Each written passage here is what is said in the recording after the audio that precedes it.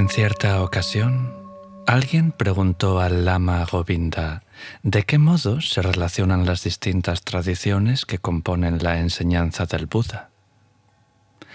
El Lama Govinda respondió que podemos concebir al Dharma del Buda como una maravillosa semilla de la que ha brotado un árbol que tiene raíces profundas, grandes ramas, hojas, flores y frutos.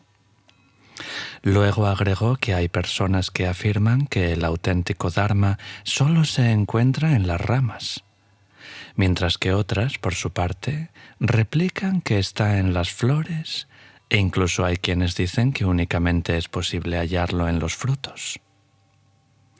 El hecho, sin embargo, es que el árbol está sustentado por las mismas raíces, que no es posible separar a las ramas de los frutos ni a estos de las hojas, y que en consecuencia los frutos dependen tanto de las raíces como de las ramas y de las hojas.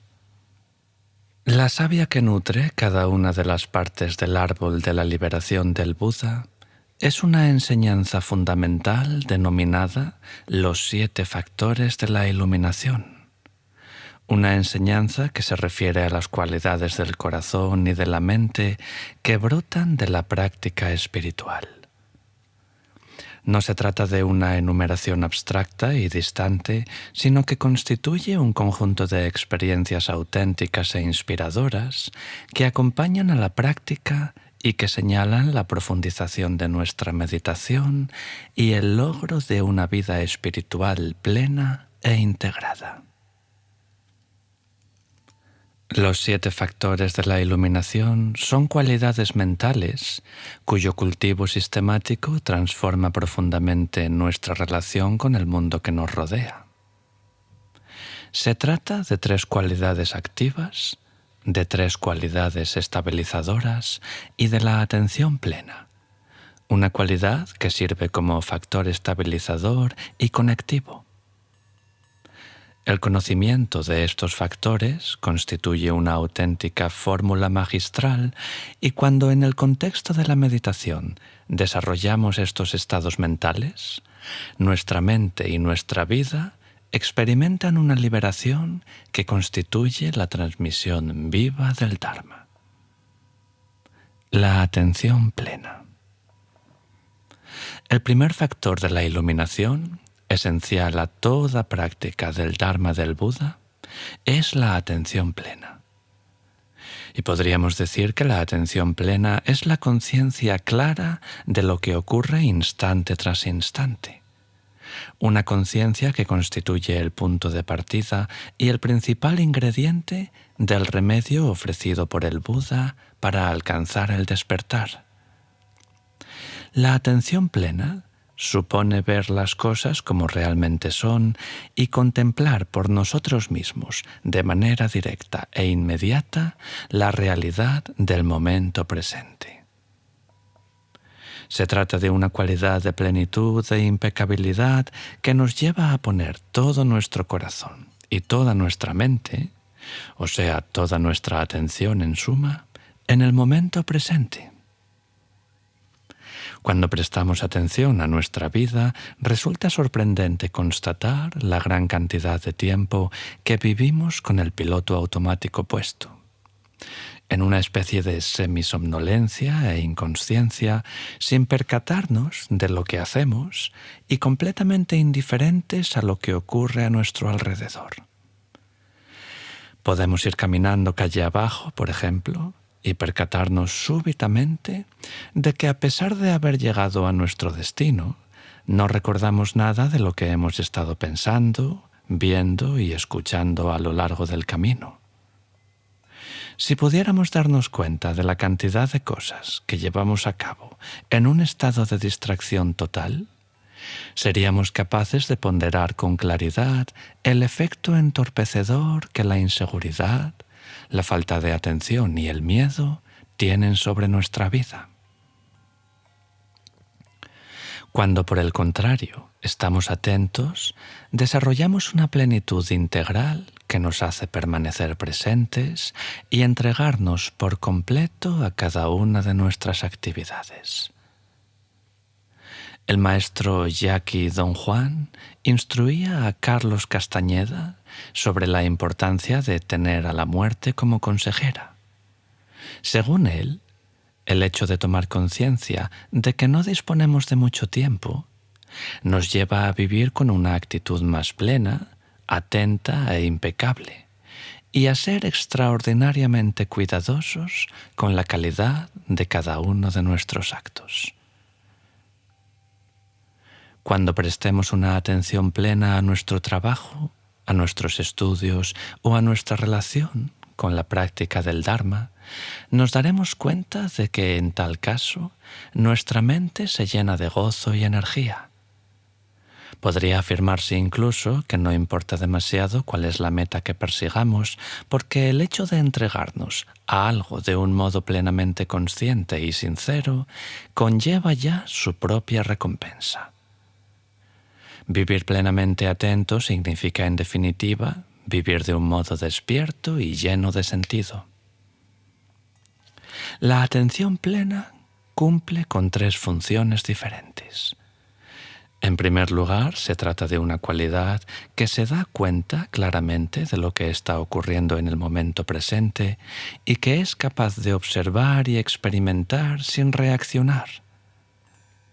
En la medida en que desarrollamos la atención plena, vamos tornándonos capaces de darnos cuenta de lo que está presente y podemos abrirnos a cada experiencia sin juzgarla, sin identificarnos con ella y sin rechazarla. Cuando estamos plenamente conscientes y despiertos, y cuando nuestra mente no efectúa movimiento alguno con respecto a lo que ve, aparece una comprensión inmediata de lo que es el mundo. La atención plena nos permite, pues, percibir directamente los datos sensoriales sin necesidad de analizarlos, compararlos o interpretarlos. Y gracias a ella podemos descubrir las leyes que gobiernan nuestro cuerpo, nuestro corazón y nuestra mente. La frescura e inmediatez de la atención plena nos permite desidentificarnos más profundamente de las cosas y aprender a disfrutar de una libertad completamente desconocida hasta ese momento. La segunda de las funciones con las que cumple la atención plena es la de permitir el desarrollo de los otros factores de la iluminación, lo cual la convierte en una cualidad mental extraordinariamente importante. La consolidación de la atención plena estabiliza, sosiega y fortalece nuestra mente y la capacita para investigar directamente la naturaleza de la vida. Podríamos decir que la atención plena es una cualidad universal sumamente útil en circunstancias tan variadas como, por ejemplo, la meditación, el tenis, la música, la actividad científica, el amor y, en suma, toda empresa humana. Cuando es lo suficientemente intensa, la atención plena actúa a modo de punto de referencia y de protección que impide que nos quedemos atrapados en las circunstancias fluctuantes de la vida. La atención plena, por otra parte, también es el fundamento a partir del cual pueden desarrollarse el amor y la sabiduría. La tercera función de la atención plena es la de equilibrar la mente. Cuando prestamos atención a algo, no importa lo que sea, del modo adecuado, nuestra mente no pierde nunca el equilibrio. De este modo, si estamos plenamente atentos, en el mismo momento en que nos veamos asaltados por el miedo, la confusión, el apego o el más terrible de los sufrimientos, siempre podremos valorar con detalle cuál es nuestra situación y siempre podremos recuperar rápidamente nuestro equilibrio. Quienes practican la meditación deberían desarrollar la capacidad práctica de llevar la atención plena a las situaciones más difíciles de la vida para poder apreciar de ese modo su poder para infundir equilibrio a nuestra vida. No importa cuán prolongada o compleja sea una determinada experiencia, porque un momento de atención plena bastará para permitirnos recuperar nuevamente el equilibrio. La atención plena, por otra parte, también sirve para armonizar entre sí los diferentes factores de la iluminación. Hay ocasiones en las que necesitamos más serenidad y otras, por el contrario, en las que lo que se requiere es más energía y entusiasmo. Cada vez que dejamos de reaccionar mecánicamente y permanecemos plenamente atentos y conscientes, los factores de la iluminación se hacen más y más poderosos. Si, por ejemplo, estamos tranquilos, pero experimentamos al mismo tiempo cierta pereza, el simple hecho de ser conscientes y de reseñar mentalmente calma, calma, es capaz de aportarnos instantáneamente un mayor caudal energético. De este modo, la atención y la conciencia de lo que ocurre en el momento presente sirve para equilibrar el estado de sosiego. Si por el contrario nos sentimos inquietos y agitados y reseñamos inquietud, inquietud, el mismo hecho de advertir y aceptar ese estado nos brinda el espacio mental necesario para experimentar equilibradamente la inquietud.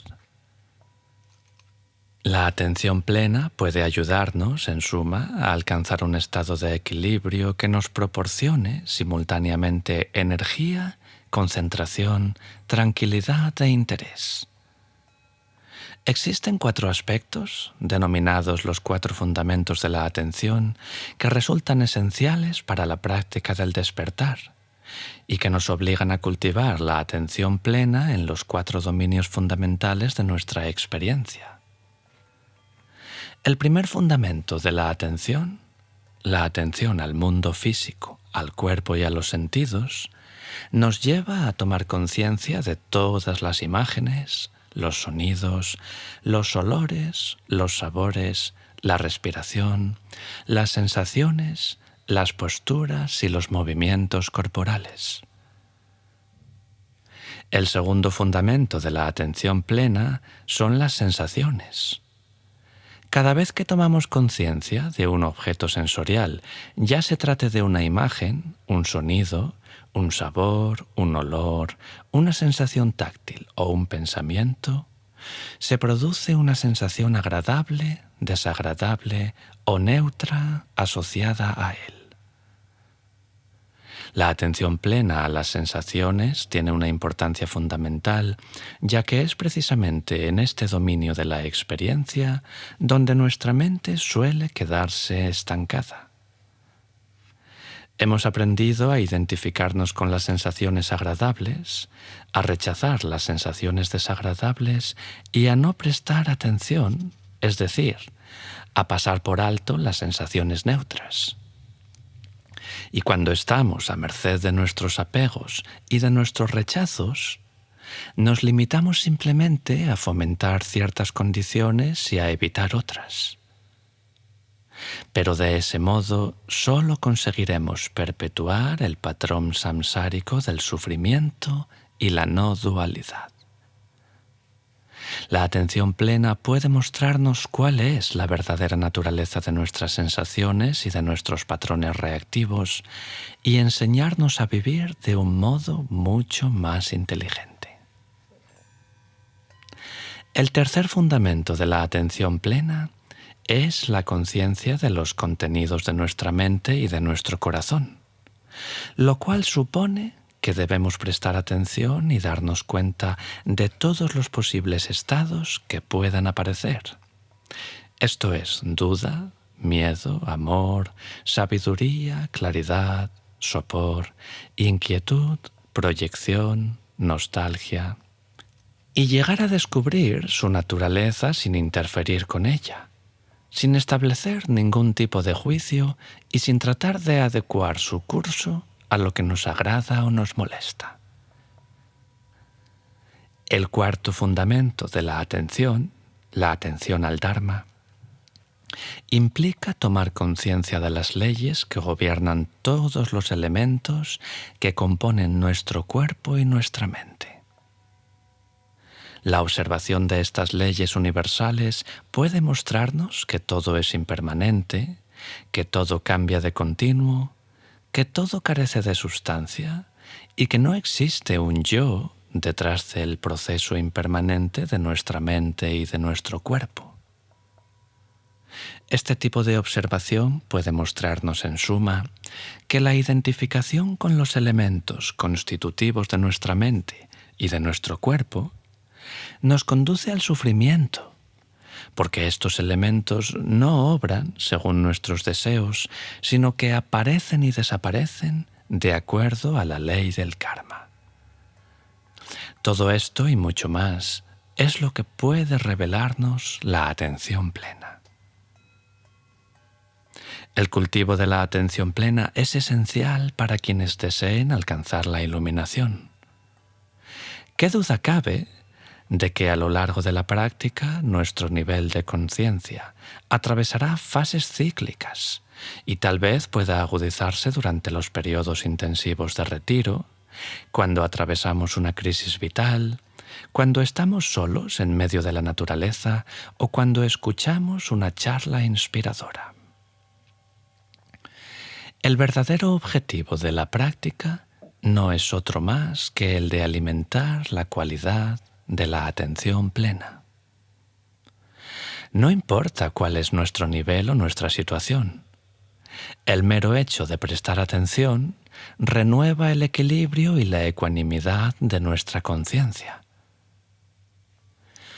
Nuestra permanencia en la práctica aumenta la frecuencia de aparición de este tipo de conciencia y de este modo no resulta extraño que en los retiros de práctica intensiva, después de haber atravesado por lo general un periodo de adaptación, descubrimos que nos hallamos más presentes. Y el más pequeño avance de la capacidad de ser conscientes, por más lento que pueda parecernos, constituye un logro muy importante. En la medida en que persistamos en nuestro esfuerzo por restablecer y focalizar la atención, iremos accediendo a nuevos niveles de percepción. Y en última instancia, la atención plena puede llegar a ser tan precisa como para permitirnos discernir los distintos elementos que configuran el proceso perceptivo. Un primer momento de vibración en el oído, seguido de otro en el que tomamos conciencia de la sensación de agrado que nos suscita, otro momento posterior de reconocimiento, el canto de pájaro, por ejemplo, al que sucede la imagen de un pájaro y el deseo de seguir escuchando. De hecho, podemos aprender a prestar una atención tan sutil que nos lleve a percibir que este mundo aparentemente sólido no es más que un flujo, un proceso de interacción entre el cuerpo y la mente, una danza de multitud de agregados que se hallan continuamente en movimiento. Así, aquello que nos parecía en primera instancia un yo escuchando un sonido, terminará revelándose como un momento de percepción sensorial, otro momento de sensación, un momento posterior de reconocimiento y otro momento de reacción. Es así que la puesta en práctica de una atención cuidadosa puede disolver la aparente solidez de nuestro mundo y terminar llevándonos a experimentar niveles en los que tomemos conciencia de la aparición y desaparición continua de nuestro cuerpo y de nuestra mente. Es entonces cuando asistiremos a la disolución de los aparentes límites existentes entre nosotros y el mundo exterior y podremos finalmente experimentar la unidad e inseparabilidad de todas las cosas y alcanzar de ese modo una libertad ilimitada. La práctica cotidiana puede ayudarnos a profundizar el poder de la atención plena. De este modo, la atención al cuerpo, a la mente y a las reacciones ante las circunstancias externas, terminará profundizando nuestra práctica. Debemos, pues, poner en práctica la atención plena en cada momento de nuestra vida, mientras conducimos, en la vida familiar, en el trabajo o cuando nos hallemos en la más completa de las soledades. Y en la medida en que prestemos atención, nos daremos cuenta claramente de los miedos y de los patrones habituales que suelen gobernar nuestra vida. Cuanto más nos asentemos en el momento presente, mayor será también la energía dinámica que alimente nuestra mente y nuestro cuerpo. Entonces experimentaremos la enorme diferencia existente entre vivir en el apego y vivir en paz, entre permanecer atrapados en la compulsión y la identificación y vivir de una manera inteligente. Con independencia de cuál sea el contenido formal de nuestra práctica, la atención plena nos brinda la ocasión de alcanzar la libertad. Todos tenemos la posibilidad de despertar esta entrega y de experimentar esta plenitud de nuestra atención y de nuestro ser. Y en la medida en que lo logremos, el poder de la conciencia hará fructificar plenamente todas las riquezas de una vida espiritual bien vivida. El esfuerzo y la energía. Mientras que la atención plena constituye una cualidad estabilizadora de la mente, los tres factores que consideraremos a continuación son cualidades fundamentalmente activas. El primero de estos factores es la energía y el esfuerzo. Aprender a realizar el esfuerzo adecuado es una cuestión crucial, pero ¿qué significa exactamente realizar el esfuerzo adecuado? Bueno, pues se trata fundamentalmente del esfuerzo de tratar de ser conscientes y de permanecer atentos. En la meditación de la visión penetrante, el esfuerzo no consiste tanto en cambiar el objeto de nuestra experiencia como en observarla directamente con una mente clara y un corazón abierto. Es por ello que cada vez que tengamos alguna duda sobre la calidad de nuestro esfuerzo, debemos preguntarnos: ¿estoy prestando toda la atención de que soy capaz? Esa es la pregunta.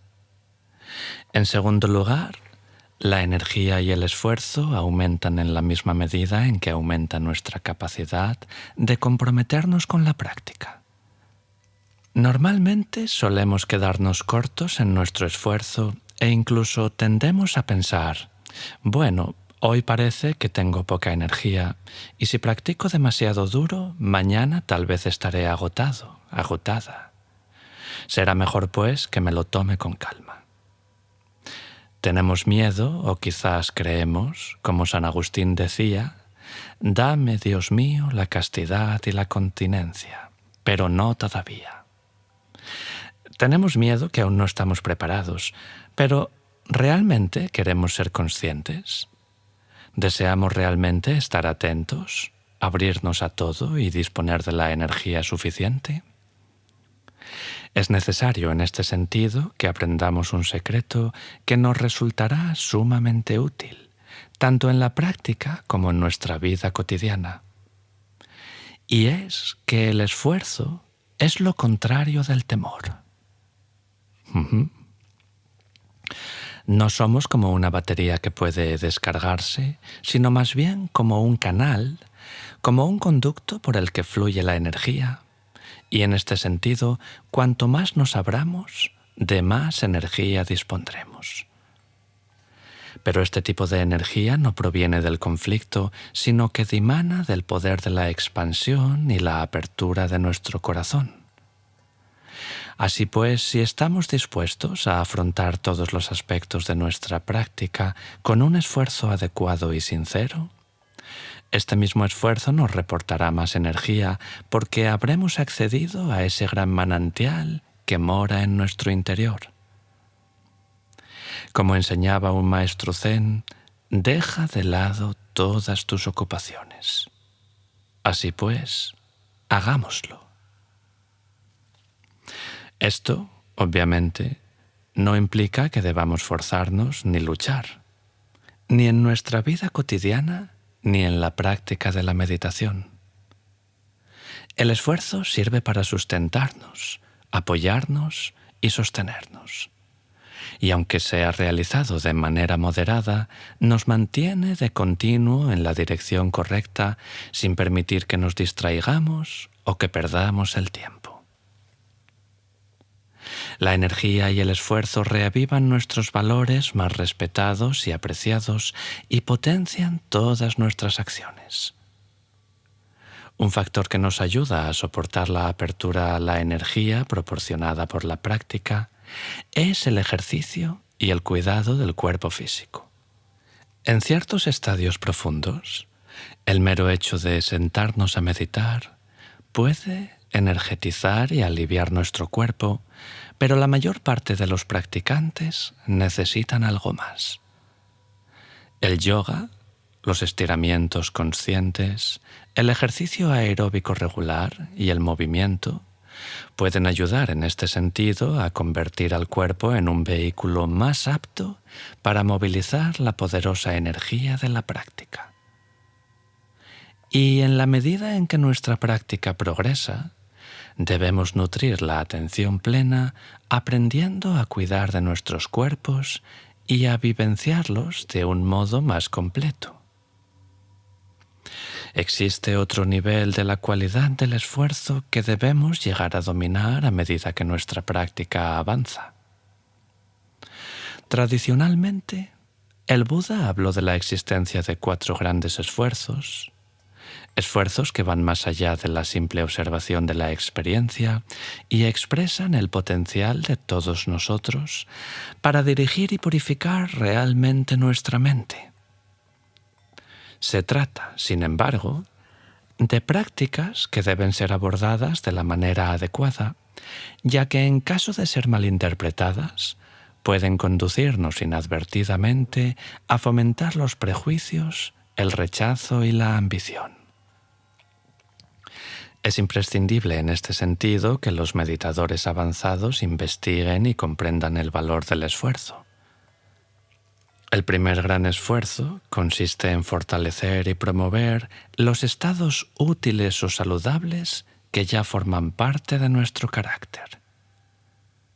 Así, por ejemplo, cuando vemos que nuestra mente se ve inundada por pensamientos generosos, debemos hacer el esfuerzo de conservarlos y fomentarlos, como si se tratara de un árbol joven que mediante nuestros cuidados pudiera convertirse en un árbol robusto y fuerte. El segundo de los grandes esfuerzos consiste en no involucrarnos con aquellos estados inútiles o malsanos que surjan en nuestro interior. De este modo, por ejemplo, cuando observemos que la codicia ha aparecido en nuestra mente, la comprensión del sufrimiento que comporta debe llevarnos a tratar de solventar este estado mental y desidentificarnos de él. Pero eso no significa que debamos condenar ese estado mental o que debamos censurarnos a nosotros mismos por experimentarlo. Así pues, intentemos simplemente orientar nuestra mente en la dirección de la paz y de la felicidad. El tercer gran esfuerzo consiste en alentar los estados positivos y beneficiosos que todavía no han aparecido. Esto significa que tenemos que investigar todos nuestros recursos y decidir deliberadamente desarrollar cualidades tales como el amor, el perdón y la conciencia. El cuarto gran esfuerzo es el de evitar los estados inútiles que aún no han aparecido. Si sabemos que ciertas situaciones o circunstancias provocan estados insanos, debemos actuar resueltamente para no alentarlos. Así pues, cada una de nuestras acciones debe ser una expresión de las cosas que más nos interesan. El desarrollo de la sensación de poder interno que se deriva del esfuerzo y de la energía constituye una gran bendición en la práctica. Gracias al esfuerzo adecuado, podremos establecer contacto de manera personal y directa con nuestro corazón, podremos llegar a descubrir las verdades más elevadas y podremos llevarlas a la práctica día a día en nuestra vida cotidiana. La investigación. El tercer factor de la iluminación es la investigación del Dharma. La investigación de la naturaleza de las cosas. En ocasiones tendemos a ser muy indulgentes con nuestra propia práctica y nos contentamos con creer en las palabras pronunciadas por algún maestro o confiar en algo que hemos leído en algún libro o escuchado en algún vídeo. Pero la investigación del Dharma nos obliga a no aceptar el conocimiento de segunda mano y a no adoptar las opiniones de los demás. De hecho, este factor de la iluminación nos invita a tratar de buscar la verdad por nosotros mismos. Lo que hace que alguien se convierta en un legítimo heredero del Buda, es decir, aquello que lo transforma en un Buda, no es sino el coraje y la voluntad de mirar resuelta y directamente su cuerpo, su corazón y su mente sin buscar apoyo o depender en modo alguno de lo que otras personas consideran que es la verdad. Es precisamente esta actitud la que mantiene viva nuestra práctica a lo largo de los años.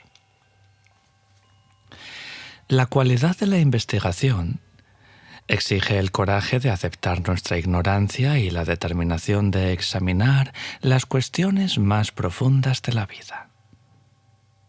Según Don Juan, solo un auténtico guerrero espiritual puede caminar por el sendero del conocimiento. La práctica requiere, pues, coraje, y aunque la gente ordinaria experimente la vida como una serie de bendiciones y maldiciones, quienes deseen llegar a ser mujeres u hombres de conocimiento deberían considerar, en cambio, que la vida es un continuo desafío. El espíritu de la investigación nos permite explorar nuestro interior y llegar a aceptar todas las experiencias que puedan aparecer. A lo largo de la práctica, atravesaremos por fases de duda, desaliento, dolor e incluso aquello que se conoce como la noche oscura del alma. Y nos descubriremos a nosotros mismos explorando las poderosas energías de la codicia, el miedo, el odio y el sufrimiento. Pero para poder llegar a comprender y liberar nuestra mente y nuestro corazón, debemos aprender previamente a observar y examinar todas las condiciones y todos los estados que puedan aparecer. Así pues, en el curso de una sentada, por ejemplo, podemos vernos obligados a afrontar la visión de nuestra propia muerte o la aparición de una dependencia o un temor intenso con respecto a nuestras relaciones. Nuestra tarea consiste precisamente en investigar todas estas condiciones y llegar a descubrir las leyes que las rigen. Cuando afrontemos directamente nuestra experiencia, ya sea mientras estamos sentados en meditación o a lo largo de nuestra vida cotidiana, comenzaremos a darnos cuenta de que todas las experiencias no hacen sino proclamar el mensaje del Dharma y que la vida siempre nos está diciendo, así son las cosas.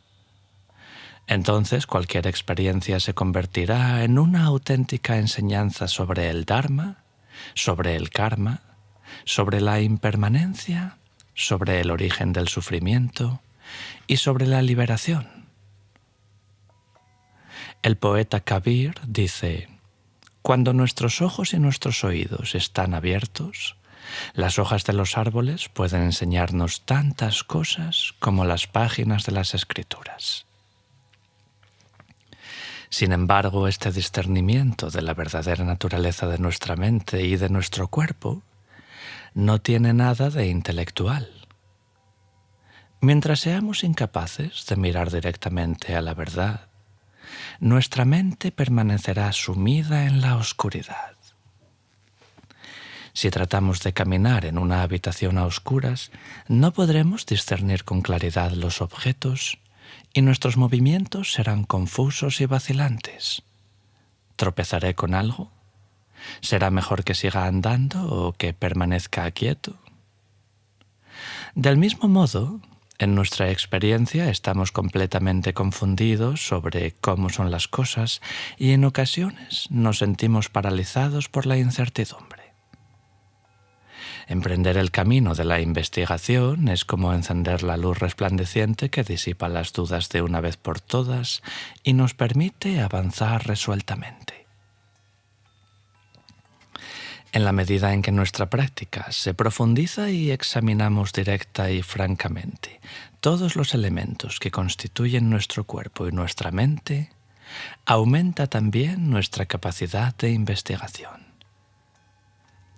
La atención y la investigación sostenidas nos enseñan el funcionamiento de los 8 elementos corporales básicos, el sextuple proceso sensorial, la naturaleza de los factores mentales sanos e insanos y los métodos para fomentar la claridad interna y la sabiduría. Podemos someter a examen el proceso mental del nacimiento y de la muerte instante tras instante, descubrir nuestros temores más ocultos, los aspectos con los que solemos identificarnos y llegar a discernir de ese modo cuáles son las pautas más reiterativas. Pero para poder llevar a cabo ese trabajo, debemos estar dispuestos a abrir nuestros corazones y nuestras mentes, incluidos los recodos más oscuros. En ocasiones descubrimos, cuando logramos abrirnos a nuestros sufrimientos y miedos más profundos, que tras la más densa oscuridad se ocultan las verdades más importantes. El espíritu de investigación puede ser desarrollado en una amplia variedad de circunstancias. La investigación no solo nos lleva a profundizar más en nosotros mismos, hasta permitirnos tomar conciencia de los elementos constitutivos de nuestra existencia, sino que también puede permitirnos expandir nuestra visión de la práctica y examinar la relación que sostenemos con todos los aspectos del mundo que nos rodea. De este modo podemos aprender directamente de cada uno de los 4 fundamentos de la atención plena. La práctica nos obligará entonces a investigar nuestros apegos, nuestros ideales, nuestra comprensión, el grado de libertad de las relaciones que sostenemos, nuestra familia, nuestro trabajo y, en suma, todas las dimensiones de nuestra vida. La investigación debe apoyarse en la reflexión, en la compañía de personas sabias y en las preguntas que se originan en la necesidad sincera de descubrir la verdad. Este tipo de cuestionamiento no tiene, pues, nada que ver con plantear preguntas tangenciales, sino que constituye una forma de mantener vivo el espíritu de la investigación en nuestro interior. Pero la investigación y la sabiduría deben armonizarse con una dosis adecuada de fe y de confianza. El cuestionamiento excesivo conduce a la intelectualización desproporcionada y nos lleva a perdernos en conceptos, análisis y preguntas, mientras que su defecto, por el contrario, nos estanca en la fe ciega. Es preciso, por consiguiente, que tengamos confianza en la posibilidad de despertar y que nos ocupemos de investigar la forma adecuada de conseguirlo. Es necesario, en suma, asumir el compromiso de investigar directamente por nosotros mismos. El gozo. El siguiente factor de la iluminación, la alegría, el interés y el gozo, nos enseña a vivir y practicar con un corazón alegre. Este tipo de gozo es fundamental para abrirnos a la meditación y también constituye un elemento que debe ser fomentado en todos aquellos aspectos de nuestra vida en los que debamos aprender a no tomarnos las cosas demasiado en serio. Obviamente todavía tenemos que afrontar todo tipo de experiencias, fases y ciclos, tanto en nuestra práctica como en nuestra vida cotidiana. Sin embargo, no es preciso ser muy observador para darse cuenta de que la mente siempre trata de inventar historias, de buscar excusas y de que en un solo instante puede llevarnos desde el cielo hasta el infierno. Nuestra mente está abarrotada de imágenes, programas de televisión que ya creíamos olvidados, de recuerdos de nuestro viejo profesor del bachillerato, de los sentimientos más nobles y de los chismorreos más mezquinos. La mente es muy volátil y siempre tiene que estar haciendo algo, y apenas nos sentamos a meditar, eso es precisamente lo que hace. A veces las cosas nos parecen muy pesadas y aburridas, mientras que otras, en cambio, nos resultan muy estimulantes. En ocasiones la meditación se nos antoja placentera, mientras que otras, por el contrario, resulta molesta o aterradora. El gozo, sin embargo, constituye un tipo de actitud abierta que acepta con interés cualquier circunstancia. Es como si dijera: ¿qué es lo que puedo aprender de esta nueva experiencia? O, oye, qué interesante parece esto. Es por ello que cuando desarrollamos este factor mental, desarrollamos también al mismo tiempo la capacidad de contemplar nuestra vida con una firme apertura que nos permite, incluso en medio de las dificultades, llegar a decir: hasta con esto se puede trabajar. Esta apertura se basa en la disposición a expandir nuestra mente y a considerar las cosas desde la perspectiva más amplia posible. Por lo general, las afinidades, los rechazos y las identificaciones nos abruman de tal modo que nuestro melodrama vital se nos antoja desproporcionadamente consistente, real e importante. Don Juan se ha referido a la cualidad de la alegría del corazón como desatino controlado. Es como si pudiéramos contemplar nuestra pequeña vida terrenal desde un lugar tan alejado, en el espacio y el tiempo, que nos permitiera darnos cuenta de que todas las cosas creadas terminan por desaparecer, y que lo único verdaderamente importante, por tanto, no es cuánto hemos acumulado, o qué es lo que hemos hecho o hemos dejado de hacer, sino cómo hemos vivido esta breve danza y en qué medida hemos sido capaces de amar. Debemos, pues, aprender a vivir sabiamente, aun cuando la vida se nos antoje un sueño o discurra tan veloz como el resplandor de un relámpago estival.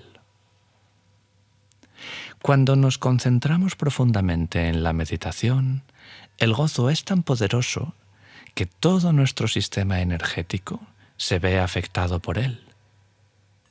Esta alegría y este interés es el fruto de los poderosos estados de conciencia a los que da lugar una mente concentrada y estable.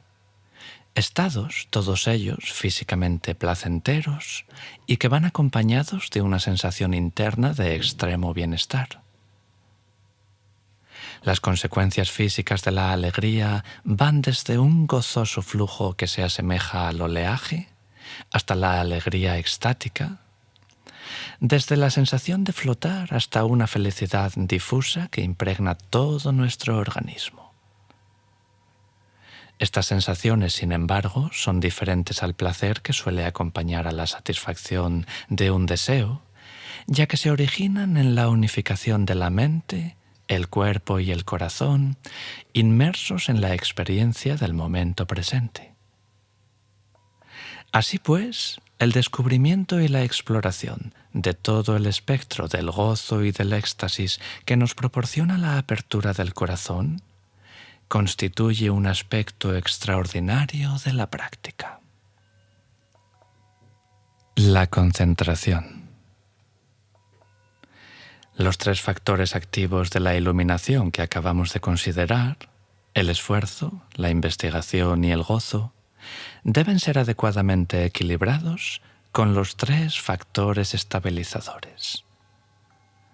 La primera de esas cualidades estabilizadoras es la concentración o samadhi, que suele definirse como la focalización de la mente en un determinado objeto.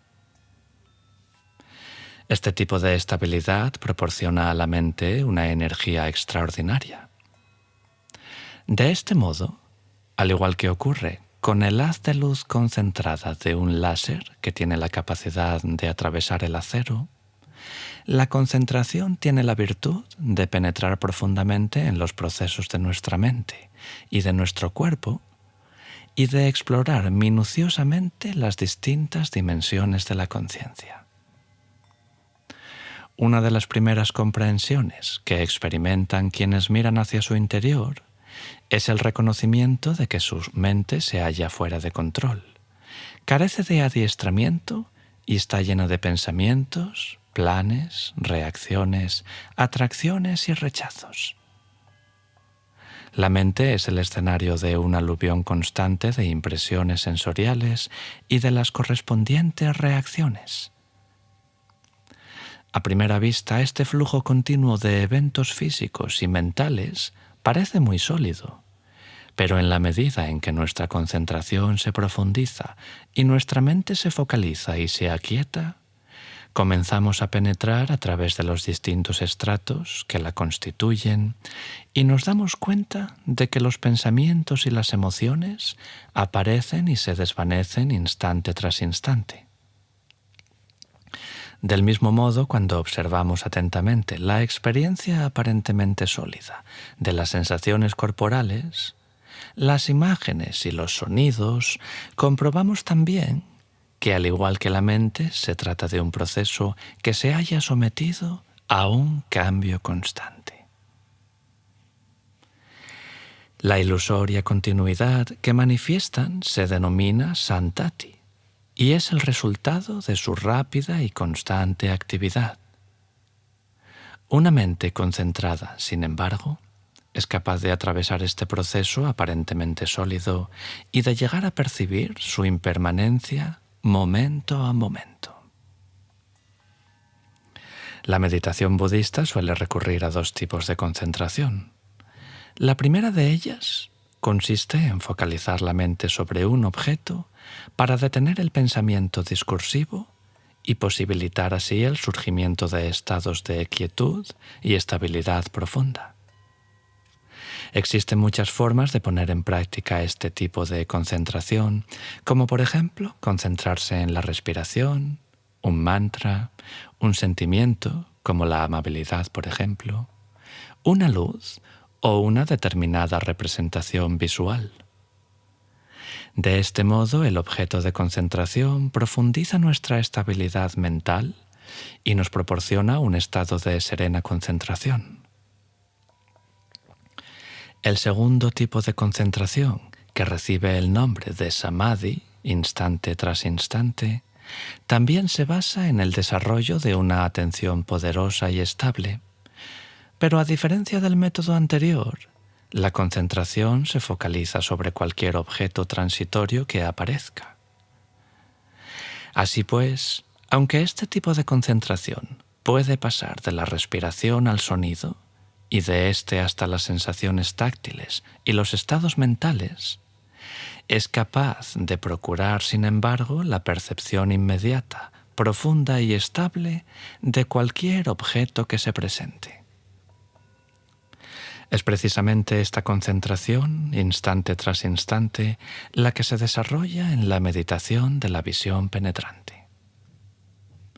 En este tipo de concentración, el objeto desempeña un papel meramente secundario, ya que la meta perseguida es el desarrollo de la concentración serena, clara y unidireccional a cada momento. Cuando utilizamos un solo objeto, es decir, cuando nos concentramos en la respiración, la visualización, el mantra o lo que fuere, Ese objeto cumple con la única función de estabilizar nuestra mente. No obstante, aunque la concentración sobre un solo objeto sea capaz de eliminar provisionalmente las distracciones y las preocupaciones, solo proporciona, como resulta evidente, una eliminación temporal de esos obstáculos. La concentración instante tras instante, en cambio, no trata de eliminar ni de suprimir las distracciones, sino que se centra en el desarrollo de la estabilidad mental en cualquier situación que nos toque vivir. Este tipo de concentración focaliza la atención sobre cualquier cosa que se halle realmente presente. Aprender a concentrarse resulta esencial para llegar a dominar el arte de la meditación. Obviamente, el hecho de estabilizar la mente es una tarea difícil que requiere determinación y perseverancia porque debemos retornar una y otra vez sobre el objeto que nos presente el instante que estemos viviendo. Después de todo, hemos malgastado miles de horas, por no decir miles de vidas, permitiendo que nuestra mente permaneciera distraída. Es por eso que cada vez que intentemos concentrarnos, debemos enfrentarnos a la fuerza de ese hábito, a todos los deseos, temores y resistencias que mantienen en movimiento a nuestra mente en definitiva. Estamos hablando, claro está, del dolor, de la tensión corporal, de los estados de aversión, desolación, culpa, nostalgia y de toda la ilimitada gama de ocupaciones que utiliza nuestra mente para impedirnos sentir. Y para concentrar y sosegar nuestra mente, deberemos aprender el arte de asentar, relajar y atravesar todas estas capas sin despertar su resistencia. A fin de cuentas, el proceso de la concentración se parece mucho al aprendizaje de un nuevo idioma. Tenemos que ser muy pacientes e insistir una y otra vez sin valoración de ningún tipo. Solo después de haberlo intentado centenares de veces comenzaremos a aprender. Unificar y adiestrar la mente es, para la mayoría de nosotros, un trabajo que exige paciencia y constancia, pero que no es de ningún modo imposible. No somos los primeros en recorrer ese camino. Muchos nos han precedido ya y lo único que se requiere es la práctica, la constancia y el descubrimiento de la actitud correcta y del equilibrio meditativo. Cuanto más tarde comencemos a recoger los frutos de la concentración, esta se convertirá en una tarea muy estimulante. Una vez que hayamos trascendido las resistencias y contactemos por vez primera con la estabilidad y la lucidez que nos brinda la concentración, descubriremos el bienestar y la felicidad natural que acompañan a la práctica de la meditación. Y lo más estimulante de todo es que nos daremos cuenta de que el entrenamiento sistemático puede permitirnos trabajar con nuestra mente, que ha estado fuera de control durante mucho tiempo, y fomentar nuestra conciencia, nuestra estabilidad y el sentido de nuestra vida. En la medida en que nuestra meditación se profundice, la concentración dejará de ser un obstáculo a superar y se convertirá en una habilidad que podemos poner en práctica. Así pues, aunque en ocasiones podamos no estar concentrados, conoceremos no obstante la forma de potenciar el estado de concentración. Habremos aprendido a permanecer quietos, a mantener la postura adecuada, a saber cuánto tiempo debemos permanecer sentados, a utilizar la respiración y el modo adecuado de trabajar con las dificultades en la medida en que se vayan presentando. Habrá quienes asistan al surgimiento de la sabiduría, mientras que otros desarrollarán apacibles estados de concentración. La visión penetrante aparecerá en aquellos momentos en que su atención permanezca presente y estable, y sean capaces de observar en detalle el movimiento natural de su cuerpo y de su mente.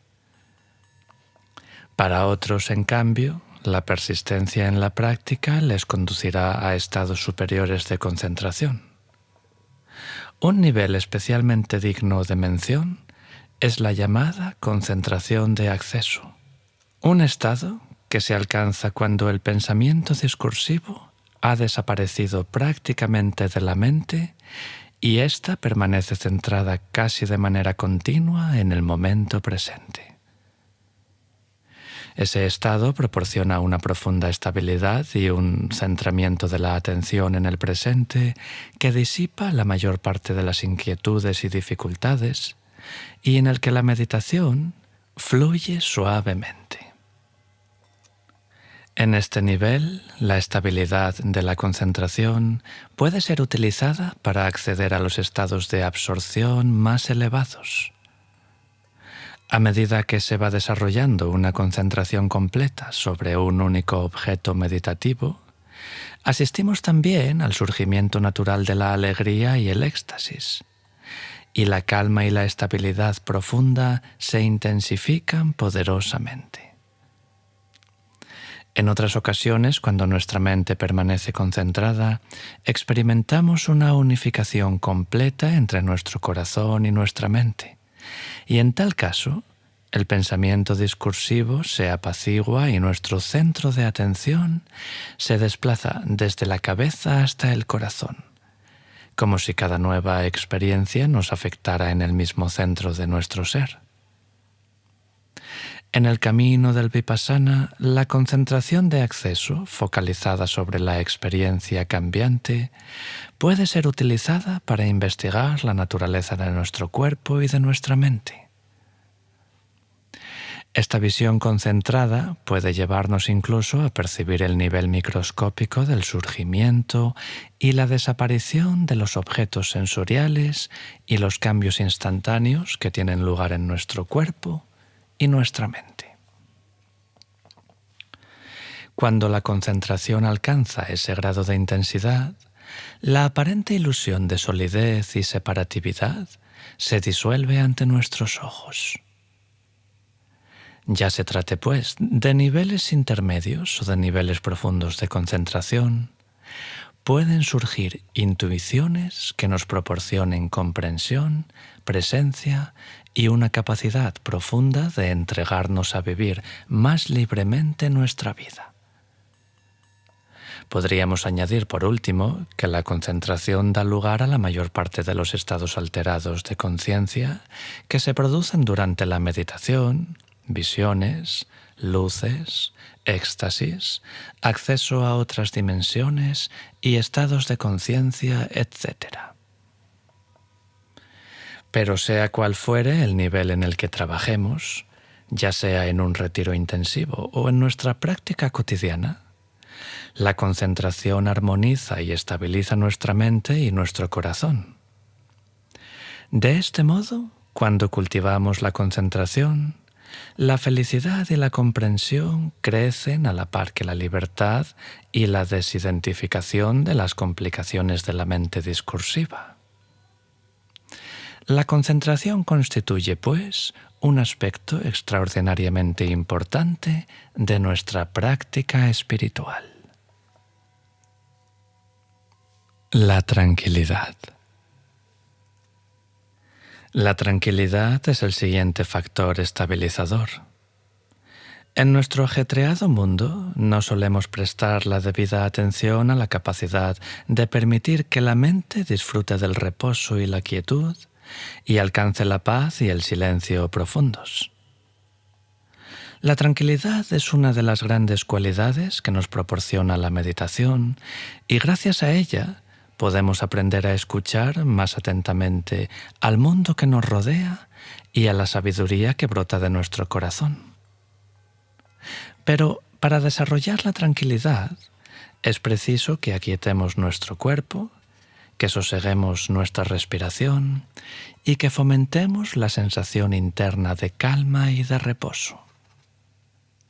En este sentido tenemos que practicar el ejercicio físico, la respiración, la sentada y la calma. Del mismo modo, también podemos alimentar la tranquilidad en la soledad y el contacto con la naturaleza. No es casual que el Buda eligiera vivir en los bosques en lugar de hacerlo en ciudades como Benarés. Los retiros periódicos y otras formas de tranquilidad externa también pueden contribuir a fortalecer poderosamente nuestra tranquilidad interior. El mejor modo de alcanzar el reposo de la mente es el de aprender a abandonar nuestros gustos y nuestros disgustos. Esto significa que debemos dejar de vivir exclusivamente pendientes de nuestros deseos, de nuestras expectativas y de nuestros rechazos. La vida puede llegar a ser tan complicada y a estar tan abarrotada de nuestras ideas y de nuestros planes que por lo general carecemos de una experiencia real de cómo son las cosas. Podemos ir de excursión a las montañas y recorrer un hermoso camino malgastando, no obstante, las 3/4 partes del tiempo pensando en lo que vamos a hacer cuando regresemos a casa. Esto pasa a menudo, ¿verdad? Estamos tan identificados con nuestros juicios, con nuestros planes y con nuestras ideas, que parece como si siempre quisiéramos saber de antemano qué es lo que va a ocurrir a continuación. Pero lo cierto es que, por más que tratemos de adivinarlo, jamás llegaremos a saberlo. Ignoramos quién nacerá o quién morirá hoy y desconocemos también si nos atropellará un automóvil o si nos tocará la lotería. Sin embargo, cuando logramos despojarnos de la inútil necesidad de controlarlo todo, comenzamos a gozar de cierta sensación de paz y podemos relacionarnos más abierta y atentamente con el momento presente. Es como si una persona sometida al intenso calor del sol pudiera de pronto cobijarse bajo la fresca sombra de un árbol. No estamos diciendo, sin embargo, que el hecho de albergar planes e ideas sea algo equivocado o innecesario, sino que es el apego y la dependencia desproporcionada de esas ideas y de esos planes lo que nos causará problemas. La calma interior es una forma de ser que puede llegar a transformar completamente nuestra vida. Centrarnos en una cosa cada vez y permitir las imperfecciones de la vida alimenta nuestra presencia y alegra cada instante que vivimos. Tal vez al comienzo nuestra meditación funcione un tanto precariamente, porque todavía se halla entremezclada con el esfuerzo y la valoración. Pero en la medida en que desarrollamos nuestra capacidad de meditar, vamos aprendiendo el arte de soltar y de instalarnos en un centro silencioso en medio del incesante cambio de todos los objetos sensoriales. De este modo, la práctica nos proporciona el camino para acceder a la paz y al silencio profundo. En tal caso, podemos llegar a experimentar como si súbitamente el mundo se quedara quieto. Entonces nuestro cuerpo se torna ligero y transparente como un cielo despejado de primavera, nuestros sentidos y nuestro corazón se abren amorosa y tiernamente y descubrimos que la felicidad no depende de las cambiantes circunstancias externas, sino que dimana de la calma de nuestro corazón. Entonces aprendemos, en suma, que todas estas cosas son el fruto maduro de nuestra práctica. La ecuanimidad. Bien, pues el último de los factores estabilizadores, el factor final de la iluminación, es la ecuanimidad. Una de las imágenes más utilizadas para ilustrar la cualidad de la ecuanimidad es la de la montaña. La montaña permanece inmutable tanto cuando el sol brilla sobre ella como cuando cae la lluvia, tanto cuando la nieve la cubre como cuando es iluminada por el resplandor de los relámpagos. Lo único que hace la montaña es permanecer en su sitio.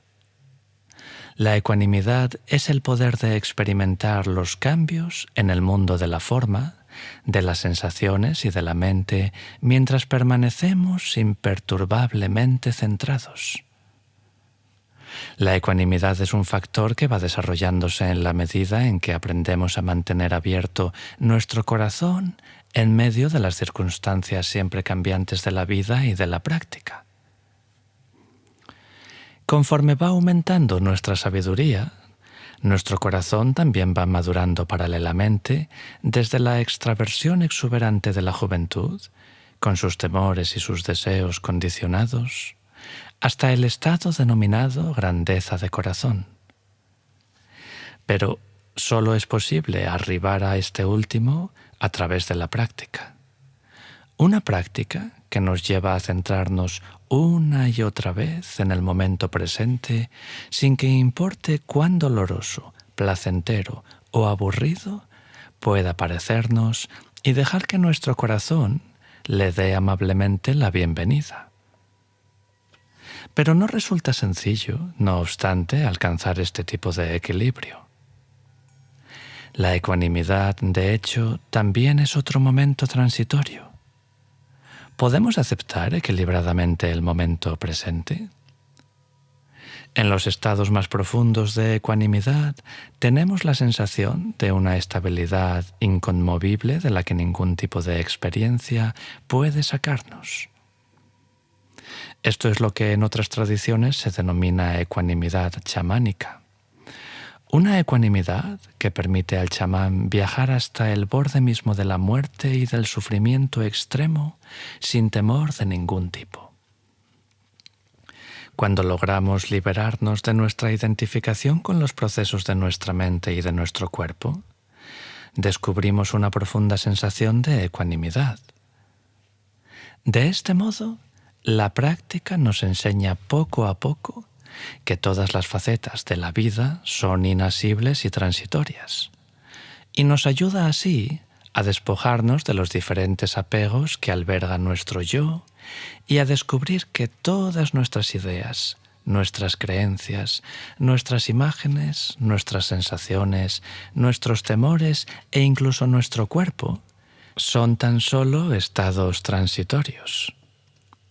Nosotros no somos ninguno de esos estados, y por consiguiente no puede afirmarse que esos estados sean míos o que me pertenezcan.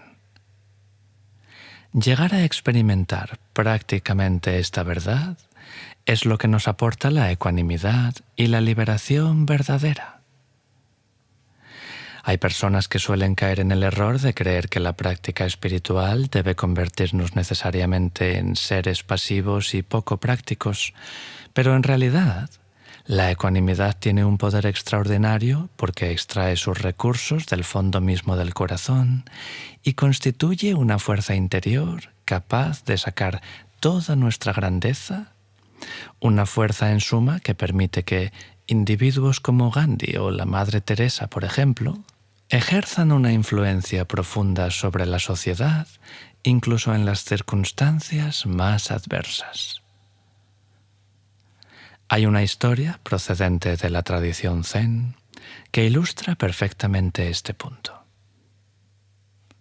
Durante una época en que Corea se vio asolada por una guerra civil, un determinado general condujo a sus tropas a la conquista de diferentes provincias, sojuzgando a todos los territorios que encontraba a su paso. Los habitantes de cierta ciudad, conociendo que les había llegado el turno y habiendo escuchado acerca de la crueldad de este general, huyeron a las montañas. Cuando el militar arribó a las puertas de la ciudad, ordenó penetrar en ella a sus tropas para que trajeran a su presencia a sus habitantes. Pero cuando los soldados volvieron, le dijeron que no habían podido encontrar a nadie salvo a un viejo monje zen. Entonces, el general se dirigió hacia el templo, irrumpió en él, desenvainó su espada y dijo al monje: ¿acaso no sabes quién soy? Yo soy aquel que puede cortarte la cabeza sin parpadear siquiera. El maestro zen lo miró y le respondió tranquilamente: «Y yo, Señor, soy aquel cuya cabeza puede ser cortada sin parpadear siquiera». Al escuchar esto, el general se posternó ante el monje y a continuación abandonó el lugar. La ecuanimidad, por consiguiente, es una cualidad de la mente y el corazón que, cuando es suficientemente fuerte, nos permite afrontar cada experiencia con una energía, una tranquilidad de ánimo y una fluidez que no se halla a merced de las circunstancias. Descubrir el poder interno de la ecuanimidad, por tanto, es una de las mayores alegrías que puede proporcionarnos la práctica. Según la enseñanza del Buda, los 7 factores de la iluminación se refieren tanto al fruto de la práctica como al conjunto de estados mentales que contribuyen a propiciar la iluminación. A lo largo de los años, tanto en los retiros como en la vida cotidiana, debemos ir experimentando todas estas cualidades en nuestra mente y en nuestro corazón y experimentar su fuerza en nuestro interior. De este modo, en aquellos momentos en que las expectativas y los temores de nuestra mente discursiva y reactiva se silencian, podemos comenzar a ver cómo estas cualidades constituyen nuestro propio estado natural, un estado que subyace a todas las pasiones y confusiones de nuestra mente. Vivificar los factores de la iluminación significa, por tanto, despertar la plenitud de nuestro potencial interno.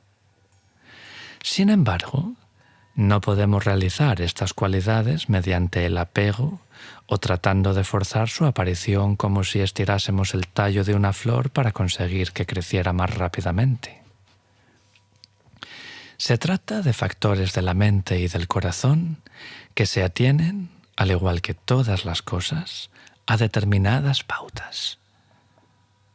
Por un lado, el agua y el abono que alimenta y sustenta estas cualidades es nuestra práctica.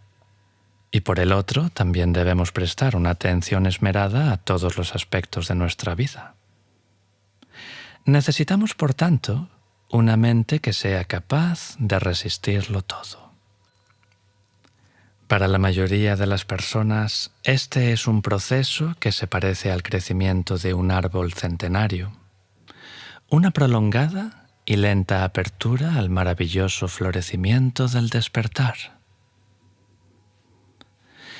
Es hermoso comprobar cómo estas cualidades se manifiestan en cada uno de nosotros de un modo único e individual. Todos somos Budas diferentes. Hay Budas altos, Budas bajitos, Budas que se llaman John y otros que se llaman Sally. Hay Budas asiáticos, Budas neoyorquinos, etc. Pero quien quiera que logre despertar en su interior estas cualidades, descubrirá inevitablemente el mismo gozo y la misma alegría. Por eso, cualquier tipo de práctica que contribuya a desarrollarlas nos conducirá al mismo punto. No hay necesidad alguna de confundirse con las formas externas de las diferentes tradiciones espirituales, ni de tratar de comparar el hábito de los monjes zen, las ceremonias indias, los mantras hindúes o la danza sufí. La cuestión es sumamente sencilla en realidad. Evaluada internamente, cualquier práctica que conduzca a la liberación contribuirá al florecimiento de los factores de la plena atención, el esfuerzo, la investigación, el gozo, la concentración, la tranquilidad y la ecuanimidad. Mediante el desarrollo y el equilibrio de los 7 factores de la iluminación, podemos romper los condicionamientos de la mente y llegar a conocer las verdades más profundas acerca de nosotros mismos. Entonces, lo que estaba oculto podrá ser visto y lo que estaba trastornado podrá ser corregido. Viviremos nuestras vidas con armonía, grandeza de corazón y claridad de mente, y finalmente conoceremos la paz. A continuación, terminaremos con un ejercicio sobre la conciencia de los factores de la iluminación. En la práctica tradicional, se pasa periódicamente revista a los factores de la iluminación y, del mismo modo, durante la práctica de este ejercicio, debemos también ser conscientes de la presencia de los factores de la iluminación. Para ello, elijamos un periodo de 2 o 3 semanas, o si estamos recluidos en un retiro intensivo, escojamos una de nuestras sentadas diarias para someterlos a examen. Así pues, tratemos de observar, en medio de cada sentada, es decir, en el momento en que nos sintamos relativamente atentos, cuáles de los 7 factores se halla presente. Cuáles son más poderosos y cuáles, por el contrario, más débiles. Démonos cuenta de ello con la mayor precisión posible, sin establecer ningún juicio ni ninguna valoración. En esta sentada, por ejemplo, ¿nuestra atención es débil o poderosa?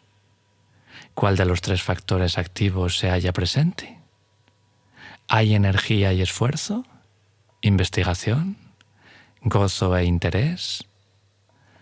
Advirtamos con precisión el nivel y la intensidad con la que aparece cada uno de los factores. Pasemos a continuación revista a las 3 cualidades estabilizadoras. ¿Está presente la concentración?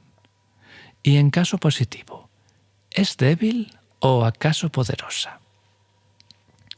¿Qué ocurre con la tranquilidad? ¿Y con la ecuanimidad y el equilibrio? ¿Cuál de los 3 factores se halla presente? ¿Cuál está ausente? En ocasiones, el mismo hecho de tratar de ser conscientes de los factores de la iluminación hará que estos se intensifiquen y se fortalezcan. También debemos prestar atención a este punto. Los factores de la iluminación son cualidades impersonales que acompañan a ciertas condiciones. Durante todo el tiempo que permanezcamos observando la presencia de estas cualidades, deberemos constatar también qué días se presentan con más intensidad y cuáles, por el contrario, están más manifiestamente ausentes. Tomemos conciencia de las condiciones que los dificultan y advirtamos también la forma en que podemos fortalecerlos y alimentarlos mediante nuestra práctica. Si te gusta lo que escuchas, considera suscribirte al canal y darle a me gusta para ayudarnos a seguir compartiendo contenido.